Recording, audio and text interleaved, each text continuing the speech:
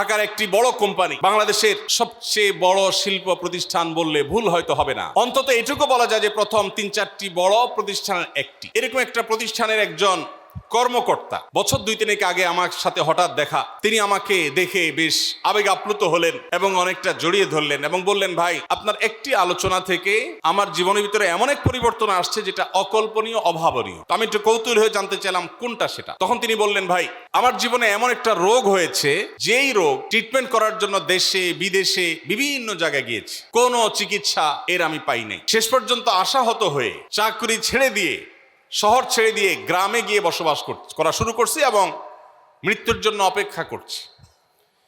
এর মধ্যে আপনার একটা আলোচনার ক্লিপ আমার চোখের সামনে আসলো সোশ্যাল মিডিয়ায়, তো এটা শুনলাম।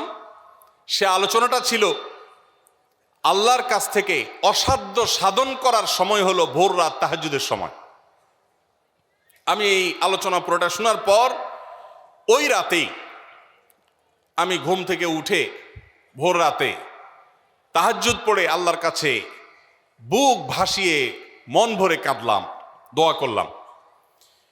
ওই ভাই বললেন যে আমি এত দোয়া করলাম, দোয়া করতে করতে দীর্ঘ সময় আমি পরিতৃপ্ত হলাম, আমার দোয়া শেষ হয়ে গেল। এরপর দোয়া করে শেষ করার পর ফজর নামাজের সময় হয়ে গেছে। আমার ফিল হলো, অনুভব হলো যে আমার শরীরে আর কোনো রোগবালাই এখন মনে হয় নাই। এবং তিনি গত 2 দিন আগেও তার সাথে আমি দেখা করলাম ঢাকায়, গতকালকে দেখা করলাম, 2 দিন আগে না, মাত্র 1 দিন আগে দেখা করলাম। তিনি এখন সুস্থ সবল হয়ে আবার তার চাকরিতে ফিরে গিয়ে স্বপদে সমহিমায় আছেন।